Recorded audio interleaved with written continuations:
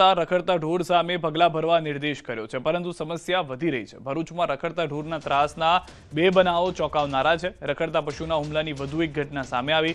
શહેરના link road પર ગાયે 2 wheeler સવાર દંપતીને ટક્કર મારી હતી। ટક્કર બાદ બાઇક પરથી મહિલા નીચે પડી જતા ગાયે તેના પર હુમલો કર્યો। સદનસીબે આસપાસના લોકોએ દોડી જઈ મહિલાને બચાવી હતી। આખી ઘટના નજીકમાં લગાવેલા સીસીટીવી કેમેરામાં કેદ થઈ ગઈ છે। તો નગરજનોમાં રખડતા પશુઓના વધતા આતંકને લઈને રોષ જોવા મળી રહ્યો છે। લોકો દ્વારા નગરપાલિકાને આ બાબતે તાત્કાલિક પગલાં લેવા અને લિંક રોડ સહિત શહેરના મુખ્ય માર્ગો પરથી રખડતા પશુઓને દૂર કરવાની માંગ ઉઠાવવામાં આવી રહી છે। નગરમાં જીએસટીના દર ઘટાડાની સીધી અસર વાહન ખરીદી પર જોવા મળી છે। નવા વર્ષથી લઈને દેવ દિવાળી સુધીમાં 4000 કરતાં વધુ 2 વ્હીલર, 4 વ્હીલર અને ભારે વાહનોનું વેચાણ થયું છે। આટલા વર્ષોમાં કોઈ દિવસ માત્ર 15 દિવસના ગાળામાં આટલા મોટા પ્રમાણમાં વાહનોનું વેચાણ નોંધાયું નથી। ગાંધીનગર આરટીઓમાં નવા વાહનની 40 કરોડ કરતાં વધુ આવક થતા તિજોરી ઉભરાઈ છે। માંગ એટલી વધારે છે કે કંપની અને ડીલરો હજુ પણ નોંધાયેલા વાહનોની ડિલિવરી કરવા પહોંચી વળ્યા નથી। આટલું જ નહીં, દિવાળીના સમયગાળાથી ઇલેક્ટ્રિક વાહનોના વેચાણમાં આશરે 30% વધારો નોંધાયો છે। સૌથી વધારે 2 વ્હીલર વાહનોનું વેચાણ થયું છે અને સારી બાબત એ છે કે એનાથી સરકારનું રેવન્યુમાં પણ ઘણો બધો વધારો થયો છે। હજુ પણ વધારે વેચાણ થવાની શક્યતાઓ હતી, પરંતુ જે પ્રમાણે જીએસટીમાં ઘટાડો થયો, લોકોની માંગ એટલી બધી વધી ગયેલી કે ઓલરેડી અત્યારે વાહનો વેચાણ વેટિંગમાં ચાલી રહ્યા છે। મતલબ કે ડીલરો કે મેન્યુફેક્ચરો પ્રોવાઈડ નથી કરી શકતા એવી પરિસ્થિતિનું નિર્માણ થયું છે। સરકારને દિવાળી પૂરતું કન્સિડર કરીએ તો અંદાજિત એવું કહી શકાય કે 30-40 કરોડ રૂપિયાની આવક થઈ શકેલી હોય એવો અંદાજ દેખાય છે, જે ખૂબ સારી બાબત છે। સુરત વન વિભાગમાં ફરજ બજાવતા મહિલા આરએફઓ સોનલબેન સોલંકીને ગોળી વાગવા મામલે રહસ્ય ઘૂંટાઈ રહ્યું છે। મહિલા આરએફઓ કારમાં લુણ હાલતમાં મળ્યા। તેમના માથામાં ગોળી લાગી હતી। તેમને તરત જ કાપોદ્રા સ્થિત પીપી સવાણી હોસ્પિટલમાં દાખલ કરવામાં આવ્યા, જ્યાં ન્યુરોસર્જન ડોક્ટર જતીન માવાણીએ ઓપરેશન કરી ગોળી કાઢી ડાબી બાજુના મગજને નુકસાનથી બચાવી સારવાર શરૂ કરવામાં આવી તેવું તબીબે નિવેદન આપ્યું હતું।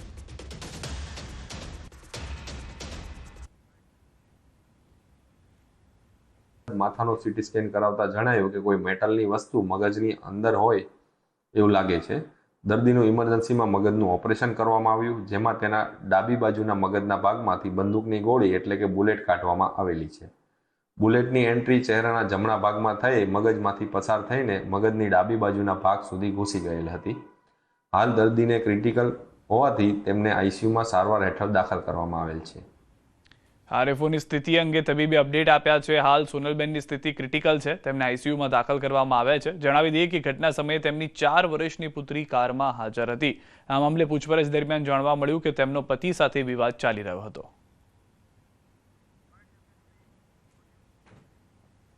હાલ દર્દી વેન્ટિલેટર પર જ છે, બેભાન અવસ્થામાં છે। ડાબી આંખમાં એમને થોડી મુવમેન્ટ આવી છે, આઈ ઓપનિંગ નથી કરતા। બંને હાથ પગમાં મુવમેન્ટ ચાલુ થઈ છે, પણ એ જેટલી જોઈએ એટલી બધી નથી, કાલ કરતા થોડું ઇમ્પ્રુવમેન્ટ છે।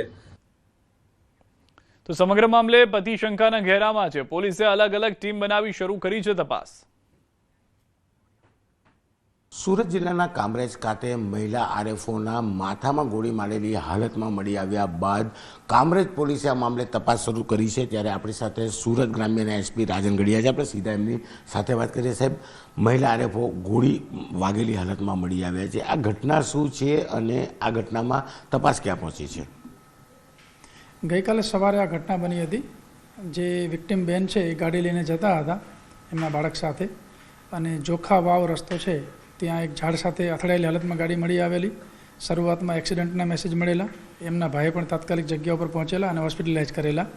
ત્યારબાદ જ્યારે ઓપરેટ કરતા સમયે ડૉક્ટરને એવું જણાયેલું કે શંકાસ્પદ છે અને માથામાં બુલેટ છે, ત્યારે ડૉક્ટરે ફરી પોલીસને જાણ કરેલી કે આની અંદર શંકાસ્પદ છે। તાત્કાલિક અમારી ટીમ પહોંચેલી, એફએસએલ અધિકારી, અમારી એલસીબી, એસઓજી, હું, અમે તમામ લોકો ઘટના સ્થળે પહોંચેલા। ગાડીનું ઘટના સ્થળનું પરીક્ષણ કરાવેલું અને જે બુલેટ છે એ બાબતમાં પણ એફએસએલ પાસેથી પ્રાથમિક માહિતી મેળવેલી। ત્યારબાદ જે વિક્ટિમ છે એના ભાઈ એમણે કામરેજ પોલીસ સ્ટેશન ખાતે ફરિયાદ આપેલી છે। નવું શૈક્ષણિક સત્ર શરૂ થયું છે। વિદ્યાર્થીઓ શાળાએ ભણવા પહોંચી ગયા છે, પરંતુ ભણાવવા માટે શિક્ષકો જ હાજર નથી। અમદાવાદના કૃષ્ણનગર સ્થિત શિવમ વિદ્યાલયમાં એક પણ શિક્ષક હાજર નથી। પૂર્વ ધારાસભ્ય નરેન્દ્રસિંહ ઝાલાની આ શાળામાં માધ્યમિક વિભાગમાં શિક્ષકોની અછતને કારણે વિદ્યાર્થીઓ મુશ્કેલીમાં જોવા મળી રહ્યા છે। બોર્ડની પરીક્ષાઓ નજીક આવી રહી છે ત્યારે બાળકો કઈ રીતે ભણશે તે સવાલ છે। વિદ્યાર્થીઓ યુટ્યુબ પરથી અભ્યાસ કરી રહ્યા છે। આરોપ છે કે અનેક રજૂઆતો છતાં શિક્ષકોની ફાળવણી નથી થઈ। વારંવાર રજૂઆત કરેલી છે। મારે જે હાલ શિક્ષકો જોઈએ છે BSc BEd ગણિત વિજ્ઞાન, અંગ્રેજી સંસ્કૃત, ગુજરાતી સમાજ, તદુપરાંત મારી શાળામાં ક્લાર્ક પણ નથી, પટાવાળો પણ નથી, કોમ્પ્યુટર શિક્ષક નથી, વ્યાયામ શિક્ષક નથી, ડ્રોઈંગ શિક્ષક નથી, લાઇબ્રેરિયન પણ નથી। આ બધાની મારે ત્યાં ઘટ છે તો એ ઘટ વહેલી તકે પૂરાય એવી મારી માગણી છે। સરકાર દ્વારા વિદ્યાર્થીઓના અભ્યાસ માટે નીત નવી યોજનાઓ બનાવવામાં આવે છે, ભણે ગુજરાત જેવા કેમ્પેઇન ચલાવવામાં આવે છે, પરંતુ વિદ્યાર્થીઓ કેવી રીતે ભણે તે સૌથી મોટો સવાલ છે, કારણ કે શાળાઓમાં શિક્ષકો જ નથી। ન્યૂઝ 18 ગુજરાતીની ટીમ જે છે તે અહીંયા કૃષ્ણનગર વિસ્તારની શિવમ વિદ્યાલયમાં પહોંચી છે અને અહીંયા રિયાલિટી ચેક કરતા શિક્ષકો જ શાળાઓમાં નથી તેવો સૌથી મોટો સવાલ અહીંયા એ છે કે વિદ્યાર્થીઓ કેવી રીતે અભ્યાસ કરે। ધોરણ 10 અને ધોરણ 12ના ક્લાસ જે છે 2 મહિના પછી અહીંયા રાજ્ય સરકારની જે સ્કૂલ બોર્ડ ની એક્ઝામ આવશે, બોર્ડની એક્ઝામ આવશે અને ત્યારે વિદ્યાર્થીઓ કેવી રીતે એક્ઝામ આપશે તે પણ સૌથી મોટો સવાલ છે। વિદ્યાર્થીઓ પાસેથી જાણીશું। ઇંગ્લિશના શિક્ષક નથી, અમે ઓનલાઈન અભ્યાસ કરીએ છીએ અને બીજા મહિનામાં એક્ઝામ છે, હવે કેવી રીતના એક્ઝામ આપવી? શિક્ષકો નથી તો અમે ઓનલાઈન ટીવીમાંથી અભ્યાસ કરીએ છીએ, ઇંગ્લિશના ટીચર નથી। બહુ અઘરું છે શિક્ષકો વગર અભ્યાસ કરવું। અમે આમાં ઓનલાઈન અભ્યાસ કરીએ છીએ, આવડે તો આવડે, નકર ના આવડે, પણ ખરેખર શિક્ષકો હોવા જોઈએ સ્કૂલમાં। કયા કયા વિષયના શિક્ષકો? ઇંગ્લિશના તો મેન આવવા જ જોઈએ, બીજા તો અમે જાતે બી કરી દઈએ, ઇકોના બી આવવા જોઈએ, ઇંગ્લિશ એ તો આવવા જ જોઈએ શિક્ષક। ક્લાસમાં શિક્ષકો નથી, સ્કૂલમાં શિક્ષકો ફાળવાયા નથી અને તેના કારણે વિદ્યાર્થીઓએ શિક્ષક વગર જે છે તે અભ્યાસ કરવો પડી રહ્યો છે। જો અમદાવાદ શહેરમાં જો આ પ્રકારની સ્થિતિ હોય તો અંતરિયાળ ગામડાઓમાં કયા પ્રકારની સ્થિતિ હશે, વિદ્યાર્થીઓ કેવી રીતે અભ્યાસ કરતા હશે, એ એક સૌથી મોટો સવાલ અહીંયા જોવા મળી રહ્યો છે। સંજય ટાંક, ન્યૂઝ 18 ગુજરાતી, અમદાવાદ।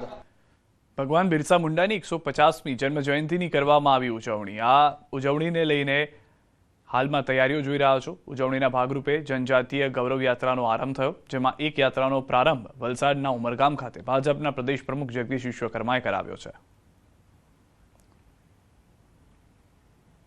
પણ આજે હું ગર્વ સાથે કહી શકું છું કે ભગવાન બિરસા મુંડાજી તરીકે જ્યારે એમનું સન્માન થઈ રહ્યું છે અને એમનું સન્માન અપાવવામાં જેમનું ખૂબ મોટું યોગદાન છે એવા પ્રધાનમંત્રીજીનો પણ હું આ તબક્કે આભાર માનું છું। આજના દિવસે જે આ યાત્રા જન જન સુધી અમારા ભગવાન બિરસા મુંડાજીએ આ રાષ્ટ્રના નિર્માણ માટે જે કંઈ યોગદાન આપેલું છે એ વાત જન જન સુધી પહોંચે। વડોદરા મહાનગરપાલિકાને વધુ એક અણધડ વહીવટ બહાર આવ્યો છે। જનતાના વેરાના 5 કરોડ રૂપિયાનો ખર્ચ કરીને બ્રિજ નીચે સ્પોર્ટ્સ સંકુલ તો બનાવ્યું, પરંતુ તેને ચલાવવા કોઈ સંસ્થા તૈયાર નથી। હરિનગર અને ફતેગંજ બ્રિજ નીચે ટેબલ ટેનિસ, કેરમ અને ચેસ જેવી રમતોની સુવિધા ઊભી કરાઈ, પણ 6 મહિનાથી વધુ સમય વીતી ગયો હોવા છતાં નાગરિકોને તેનો લાભ નથી મળ્યો।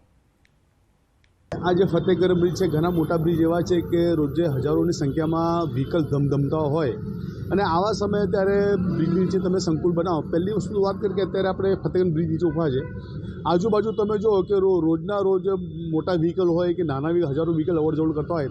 સૌથી પહેલાં તો અહીંયા પાર્કિંગની વ્યવસ્થા ના હોય અને બીજું કે જે પણ બાળક તમે રમવા અહીંયા જો કદાચ આવે તો એની સેફટી શું? તો આગામી સમયમાં એને લગતું મહેકમ અથવા અમુક NGO કે જે લોકો સેવા ભાવથી જો ચલાવવા માગતા હશે તેમને આપવામાં આવશે અને અત્યારે પણ એ સાફ સફાઈ રાખી અને વસ્તુ ડેમેજ ન થાય એ માટેની પૂરતી કાળજી રાખવામાં આવશે। વડોદરા મહાનગરપાલિકા દ્વારા મોટા ઉપાડે લાખો રૂપિયા ખર્ચ કરીને ફતેગંજ અને હરિનગર બ્રિજ નીચે રમતગમત સંકુલ જે છે તે ઊભા કરવામાં આવ્યા હતા। લાંબો સમય વીતી ગયો, કોઈ સંસ્થા જે છે ત્યાં રમતગમત સંકુલ ચલાવવા માટે તૈયાર નહોતી, પરંતુ મોડા એક સંસ્થા જ્યારે તૈયાર થઈ ત્યારે સંસ્થાએ પણ લાંબા સમય બાદ આ જે સંકુલ છે તે ચલાવવાનો ઇનકાર કરી દીધો છે અને આડકતરી રીતે પોતાના હાથ જે છે તે અદ્ધર કરી દીધા છે। ઉલ્લેખનીય બાબત છે કે વડોદરા મહાનગરપાલિકાએ જ્યારે આ સંકુલ બનાવ્યું હતું રમતગમતનું, ત્યારે મોટા ઉપાડે એવી જાહેરાત કરી હતી કે વડોદરાવાસીઓ જે છે તે ફતેગંજ અને હરિનગર બ્રિજ નીચે આવશે અને અલગ અલગ જે રમતો છે તેનો ઉપયોગ કરશે અને જે રમતગમત છે તેના પ્રત્યે આકર્ષિત થશે. પરંતુ અત્યારે આ દ્રશ્યો તમે જોઈ શકો છો કે કેવી દયનીય સ્થિતિમાં રમતગમતના જે સાધનો છે તે પડેલા છે અને વડોદરા મહાનગરપાલિકાનો ઉદાસીન અડીંગો જમાવતા ઢોર મામલે આખરે સુપ્રીમ કોર્ટે મહત્વપૂર્ણ આદેશ કર્યો છે. સુપ્રીમ કોર્ટે નિર્દેશ કર્યો છે કે હાઈવે રસ્તાઓ પરથી રખડતા પશુઓને હટાવો, સાથે જ હોસ્પિટલ, બસ સ્ટેન્ડ પરથી રખડતા શ્વાનોને પકડી નસબંધી કરીને શેલ્ટર હોમમાં રાખો. સુપ્રીમ કોર્ટે રખડતા શ્વાનનો સંબંધિત કેસમાં ચુકાદો આપ્યો કે રાજસ્થાન હાઈકોર્ટનો નિર્ણય દેશભરમાં લાગુ થશે. બધા રાજ્ય અને રાષ્ટ્રીય ધોરીમાર્ગો પરથી રખડતા પ્રાણીઓને દૂર કરવા જોઈએ. રખડતા શ્વાનોને ન પ્રવેશ આવે એ માટે હોસ્પિટલ, શાળાઓ અને કોલેજ કેમ્પસમાં વાડ કરવી જોઈએ. કોર્ટ આદેશ આપી ચૂકી છે કે તમામ રાજ્યના મુખ્ય સચિવોએ આ નિર્દેશનું કડક પાલન સુનિશ્ચિત કરે. 3 અઠવાડિયામાં સ્ટેટસ રિપોર્ટ અને સોગંદનામું દાખલ કરવામાં આવે. આ કેસની આગામી સુનાવણી હવે 13 જાન્યુઆરીએ થશે. રખડતા પ્રાણીઓની હાજરીની જાણ કરવા માટે તમામ રાષ્ટ્રીય ધોરીમાર્ગો પર હેલ્પલાઇન નંબરો હશે.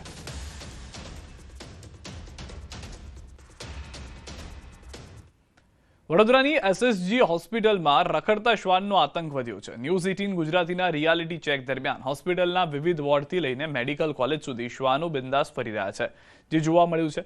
આશ્ચર્ય તો ત્યારે થયું કે હોસ્પિટલ સુપ્રિન્ટેન્ડન્ટની કેબિન બહાર પણ શ્વાનો આરામ ફરમાવતા જોવા મળ્યા. હજારો દર્દીઓ વચ્ચે આ રખડતા શ્વાનોના લોકો પર હુમલાઓ કરવાની ઘટનાઓ વધતા ચિંતા વધી છે. મહત્વનું છે કે સુપ્રીમ કોર્ટે શૈક્ષણિક સંસ્થાઓ, હોસ્પિટલ અને બસ સ્ટેન્ડ સહિત જાહેર સ્થળોએથી રખડતા કૂતરાઓનું દૂર કરવાનો આદેશ આપ્યો છે. કોર્ટે નિર્દેશ આપ્યો છે કે 8 અઠવાડિયામાં તેના આદેશનો અમલ થવો જોઈએ. આવા રખડતા શ્વાન અને બીજા પ્રાણીઓ ન ઘૂસી જાય એ માટે અમે પૂરતા પગલાં લઈએ છીએ. આ માટે અમારા સિક્યુરિટી અને બીજા સ્ટાફને પણ સૂચના અપાયેલી જ છે. અને તો પણ આવા જેવા બી બનાવો બને છે તો એનું અમે તરત નિરાકરણ કરીએ જ છે. પીઆઈયુ સાથે મિટિંગ કરી આનું પણ યોગ્ય નિરાકરણ આવે એવે પણ આગળ પગલાં લઈશું. અમે તો અમારા સ્ટાફને ટોટલી એલર્ટ કરેલા જ છે. છતાં પણ જો આવા બનાવ ધ્યાને આવશે તો અમે અમારા જે બી સંલગ્ન સ્ટાફ છે એને અમે જરૂરી સૂચના આપી વધારે કાળજી લેવા જણાવીશું. મધ્ય ગુજરાતની સૌથી મોટી સયાજી હોસ્પિટલના વિવિધ વોર્ડમાં રખડતા શ્વાનનો ત્રાસ છે. સમાચાર તમે અનેક વખત જોયા હશે, પરંતુ અત્યારે અમે તમને જે દ્રશ્યો બતાવવા જઈ રહ્યા છીએ તે ખૂબ જ ચોંકાવનારા દ્રશ્યો છે. ચોંકાવનારા દ્રશ્યો એટલા માટે કહી શકાય કારણ કે આ જે રખડતું શ્વાન છે એ તમે જોઈ શકો છો અને બિલકુલ તેની પાછળ બરોડા મેડિકલ કોલેજ જે છે તેનો બ્લોક જોવા મળી રહ્યો છે. બીજી નવાઈની વાત જો કરવામાં આવે તો આ શ્વાન જે જગ્યા પર ભસી રહ્યું છે તે સયાજી હોસ્પિટલના સુપ્રિન્ટેન્ડન્ટની ઓફિસ છે. સુપ્રિન્ટેન્ડન્ટની ઓફિસ અને શ્વાન બંનેના દ્રશ્યો જે છે તેમને બતાવવાના પ્રયત્ન કરીશું. તમે દ્રશ્યો જોઈ રહ્યા છો કે સયાજી હોસ્પિટલના જે સુપ્રિન્ટેન્ડન્ટ ડૉક્ટર રંજન અય્યર અહીંયા બેસે છે અને તેની બિલકુલ બહાર આ જે રખડતું શ્વાન છે તેનો આતંક જે છે તે જોવા મળી રહ્યો છે. આ જ રીતે સયાજી હોસ્પિટલના જે જુદા જુદા વોર્ડ છે ત્યાં દર્દીઓ વચ્ચેથી રખડતા શ્વાન પસાર થતા હોય છે. કેટલીક વખત એવા કિસ્સા પણ બન્યા છે કે રખડતા શ્વાન જે છે તે દર્દીઓ પર હુમલો પણ કરી દેતા હોય છે. ત્યારે અહીંયા આવતા જે ગરીબ ઘરના દર્દીઓ છે તેઓ આ શ્વાન સામે લાચાર જોવા મળી રહ્યા છે અને તંત્રનું ઉદાસીન વલણ જે છે તે રખડતા શ્વાન મામલે જોવા મળી રહ્યું છે. હાર્દિક દીક્ષિત, ન્યૂઝ 18 ગુજરાતી, વડોદરા. બિહારમાં એનડીએને 160 બેઠકો મળશે. રાજનાથસિંહનું આ નિવેદન છે. ન્યૂઝ 18 પર બોલ્યા છે રક્ષામંત્રી રાજનાથસિંહ. લોકોનો ઉત્સાહ જોરદાર છે તેવું તેમનું કહેવું છે. તો અમારા તરફથી જે ઇન્ટરવ્યૂ કરવામાં આવ્યો હતો તેમાં ન્યૂઝ 18 ગુજરાતી સાથેના એક્સક્લુઝિવ ઇન્ટરવ્યૂમાં વાત કરવામાં આવી છે. રાજનાથસિંહ સાથેની આ બેઠકની અંદર, આ ચર્ચાની અંદર અલગ અલગ મુદ્દાઓ પર ચર્ચા કરવામાં આવી હતી. आपने बिहार में बहुत रैलियां एड्रेस की हैं, आप काफी सक्रिय हैं. सबसे पहले ये जानना चाहेंगे कि आप क्या माहौल देख रहे हैं. कल पहले राउंड का मतदान हो चुका है, रिकॉर्ड टर्नआउट रहा है, करीब 65% का टर्नआउट रहा है. तो क्या देख रहे हैं आप, कितनी सीटें देते हैं आप अपने एनडीए को? वैसे हम लोगों की जो सार्वजनिक सभाएं हो रही हैं उसमें जो पब्लिक का रिस्पांस जिस प्रकार से प्राप्त हो रहा है उसे देखते हुए मेरा स्पष्ट मत है सरकार तो बनेगी, लेकिन 2/3 की मेजॉरिटी भी एनडीए को हासिल हो सकती है. 160 से ज्यादा सीट. 160 से ज्यादा सीटें. ये सवाल बार बार पूछा जा रहा है. आपका मुख्यमंत्री चेहरा स्पष्टता से बताइए कौन है. नीतीश कुमार मुख्यमंत्री बनेंगे, 5 साल रहेंगे? देखिए, उन्हीं के नेतृत्व में चुनाव हो रहा है जी, स्वाभाविक है कि वो होंगे. डिप्टी सीएम एक भारतीय जनता पार्टी का, एक चिराग पासवान की पार्टी का, ऐसा मत बनेगा? अब जो कुछ भी होगा भविष्य में वो सभी लोग मिलजुल कर उसको बैठकर तय करेंगे कि क्या करना क्या नहीं करना। હવે ગુજરાત આવતા પ્રવાસીઓને દારૂની online permit Gandhinagar gift city માટે એપનું ટ્રાયલ રન પૂર્ણ ટૂંક સમયમાં રાજ્યમાં થશે અમલ। હવે બીજા તબક્કે સુરતની diamond Burj, statue of unity, Kutch અને અન્ય મહત્વના પ્રવાસી વિસ્તારોમાં પણ આ સિસ્ટમ અમલમાં મૂકવાની યોજના છે। ગુજરાત સરકારે રાજ્યમાં દારૂ પરમિટ મેળવવાની પરંપરાગત કાગળ આધારિત પ્રક્રિયા સરળ બનાવીને તેને ડિજિટલ સ્વરૂપે ઓનલાઈન ઉપલબ્ધ કરાવવાનો નિર્ણય કર્યો છે। હવે રાજ્યમાં આવતા દેશ વિદેશના પ્રવાસીઓને દારૂની પરમિટ માટે કચેરીઓની લાંબી પ્રક્રિયામાંથી પસાર થવું નહીં પડે। મોબાઈલ એપ્લિકેશન દ્વારા દસ્તાવેજો અપલોડ કરી સીધી પરમિટ મેળવી શક્ય બનશે। અગાઉ પ્રવાસીઓને હોટલ કાઉન્ટર પરથી ફોર્મ ભરવું, દસ્તાવેજો રજૂ કરવા અને મંજૂરીની રાહ જોવી પડતી હતી। હવે આ સમગ્ર પ્રક્રિયા માત્ર એક ક્લિકમાં શક્ય બનશે। આ સિસ્ટમ હેઠળ વપરાશકર્તાઓ આધાર કાર્ડ, મતદાર આઈડી, ડ્રાઇવિંગ લાયસન્સ અથવા તો પાસપોર્ટ જેવા દસ્તાવેજો અપલોડ કરી શકશે। ફીનું ચૂકવણું યુપીઆઈ અથવા કોડ જે અલગ અલગ યુપીઆઈ કોડ છે તેનાથી થશે। તેની સાથે કાર્ડ પેમેન્ટ દ્વારા પણ થઈ શકશે। દસ્તાવેજોની ચકાસણી પછી પરમિટ તરત જ જનરેટ થશે। ખેડાથી સમાચાર। એલસીબી પોલીસની 24 કલાકમાં 2 મોટી દારૂની રેડ। 2 કરોડથી વધુનો દારૂ ઝડપી પાડ્યો છે। ગઈકાલે 250 પેટી 62 લાખનો દારૂ ઝડપાયો હતો। બીજી રેડમાં એલસીબી પોલીસની રેડમાં 1200થી વધુ પેટી વિદેશી દારૂ ઝડપાયો છે। ટેલરમાં લાવી દારૂનું કટિંગ કરવામાં આવતું હતું। ઠાસરા અને કઠલાલ પોલીસ સ્ટેશન વિસ્તારમાં મોટી માત્રામાં વિદેશી દારૂ ઝડપાતા સ્થાનિક પોલીસ પર સવાલ ઉઠ્યા છે।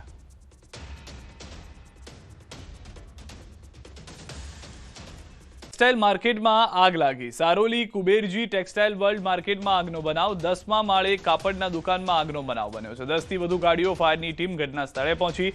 આગ લાગતા અફરાતફરીનો માહોલ સર્જાઈ ગયો છે। આગ કાબૂમાં આવી ગઈ। કોઈ મોટી જાનહાની અને નુકસાની નથી થઈ તેવી પણ જાણકારી મળી રહી છે।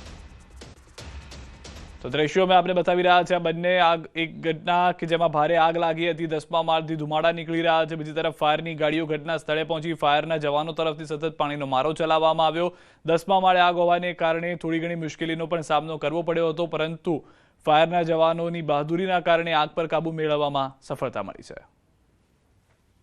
પાકિસ્તાન મેરીટાઈમ સિક્યુરિટી એજન્સી દ્વારા અપહરણ। ગીર સોમનાથ જિલ્લાની મારવાડની એક બોટનું માછીમારો સાથે અપહરણ થયું છે। IMBL નજીકથી બોટ સાથે 6 જેટલા માછીમારોનું અપહરણ કરવામાં આવ્યું। આ અંગે સુરક્ષા એજન્સી દ્વારા હજુ સુધી નથી અપાઈ કોઈ સત્તાવાર જાણકારી। જે જાણકારી મળી રહી છે તે તેમના પરિવાર તરફથી મળી રહી છે કે તેમના જે લોકો હતા કે જેઓ બોટમાં સવાર હતા તેઓનો સંપર્ક નથી થઈ રહ્યો। વધુ માહિતી ન્યૂઝ 18 સંવાદદાતા પ્રતિશ પાસેથી મેળવીશું। પ્રતિશ, સમગ્ર ઘટના શું ઘટી છે? જી સિદ્ધાર્થ, છેલ્લા ઘણા સમયથી કહી શકાય કે જે અપહરણનો જે બનાવના કિસ્સાઓ હતા તે નહીવત હતા, પરંતુ ફરી એક વખત જે IMBL નજીક એટલે કે દરિયાઈ જે જળસીમા છે તેની નજીકથી જે પાકિસ્તાન છે, પાકિસ્તાન મેરીટાઈમ સિક્યુરિટીએ ગીર સોમનાથ જિલ્લાની એક જે બોટ જે છે માછીમારી બોટ તેનું અપહરણ કર્યું છે અને તેમાં 6 થી 7 ખલાસીઓ હોવાની પણ જાણકારી મળી રહી છે। જોકે સિદ્ધાર્થ, જે રીતે દર વખતે જોવા મળતું તે રીતે સત્તાવાર કોઈ એજન્સીઓ દ્વારા આ અંગે જાણકારી આપવામાં નથી આવી, પરંતુ જે રીતે માછીમારો જે સોર્સ છે તેમના દ્વારા આ જે જાણકારી છે તે મળી રહી છે। સિદ્ધાર્થ, આભાર પ્રતિશ સમગ્ર માહિતી બદલ। તો હાલમાં એક પણ એજન્સી તરફથી પૂરતી જાણકારી આપવામાં નથી આવી રહી। સોર્સિસ તરફથી જાણકારી આ પ્રાપ્ત થઈ રહી છે। સમાચાર મળી રહ્યા છે। વેરાવળના આદરી ગામે દરિયા કિનારે યુવતી ડૂબી ગઈ છે। પ્રી વેડિંગ શૂટ માટે આવેલા 5 પૈકી એક યુવતી ડૂબી છે। 5 લોકો સમુદ્ર કિનારે સેલ્ફી લેતા હતા। આ સમયે મોજું આવતા 4 લોકો એકબીજાના હાથ પકડી બચવામાં સફળ રહ્યા, જ્યારે એક યુવતીને મોજું દરિયામાં અંદર ખેંચી ગયું। મરીન પોલીસ દ્વારા શોધખોળ હાથ ધરાઈ। સ્થાનિક માછીમારોની પણ મદદ લેવામાં આવી, પરંતુ યુવતી ડૂબી હોવાની જાણકારી જે છે તે હાલમાં મળી રહી છે। પ્રી વેડિંગ શૂટ ચાલી રહ્યું હતું એ દરમિયાન આ ઘટના ઘટી છે। વધુ માહિતી ન્યૂઝ 18 સંવાદદાતા દિનેશ પાસેથી મેળવીશું। દિનેશ, શું જાણકારી છે સમગ્ર ઘટનાને લઈને? જી બિલકુલ સિદ્ધાર્થ, વેરાવળ તાલુકાના આદરી ગામની ઘટના છે કે જ્યાં આગળ આમ તો અવારનવાર અનેક કપલો છે તે પ્રી વેડિંગ કરવા માટે આવતા હોય છે અને તેમના ભાગરૂપે જ આજે એક વધુ એક કપલ છે કે જે જૂનાગઢના માળિયાનું હોવાનું સામે આવી રહ્યું છે અને તે કપલ પ્રી વેડિંગ માટે આવ્યું હતું અને તેમની સાથે જ વેરાવળના રામપરા ગામની એક યુવતી કે જે તે સર્કલમાં જ હતી અને તે તમામ લોકો છે તે સેલ્ફી લઈ રહ્યા હતા દરિયાની અંદર ને તે દરમિયાન જ અચાનક જ દરિયાનું મોજું આવ્યું અને આજે 5 જેટલા લોકો હતા તેમાંથી આ યુવતી છે તેમને દરિયાનું મોજું છે તે તાણી ગયું છે અને તેમને લઈને હાલ માછીમારો અને ફાયર બ્રિગેડ દ્વારા તેમની શોધખોળ છે તે હાથ ધરવામાં આવી છે। સિદ્ધાર્થ, દિનેશ, કેટલા વાગ્યાની આ ઘટના છે? જે પરિવાર આવ્યો હતો એ ક્યાંથી આવ્યો હતો અને સમગ્ર ઘટના જ્યારે ઘટી ત્યાં આગળ કોઈ સુરક્ષા માટે હતું કે નહીં તેને લઈને શું જાણકારી? જી બિલકુલ સિદ્ધાર્થ, જો પરિવારની વાત કરવામાં આવે તો આ જે કપલ પ્રી વેડિંગ માટે આવ્યું હતું તે હાલ જે પ્રમાણે માહિતી પ્રાપ્ત થઈ રહી છે તે મુજબ તે જૂનાગઢના માળિયાના કપલ હતું અને તેમની સાથે આ જે સ્થાનિક યુવતી એટલે કે વેરાવળના રામપરા ગામની યુવતી હતી ને તે દરમિયાન ઘટના ઘટી ત્યારે કોઈ પ્રકારની સુરક્ષા વ્યવસ્થા નહોતી. જોકે અહીં કહી શકાય કે આ જે આદરી ગામ છે ત્યાં આગળ અવારનવાર નવા કપલો છે તે પ્રી વેડિંગ માટે આવતા હોય છે, ત્યારે ક્યાંક ને ક્યાંક સુરક્ષા વ્યવસ્થાને લઈને પણ અનેક સવાલો છે તે ઉભા થઈ રહ્યા છે. આભાર દિનેશ સમગ્ર માહિતી બદલ. તો હાલમાં જે પરિવાર છે તેમને એક દીકરી ગુમાવી હોવાની જાણકારી મળી રહી છે.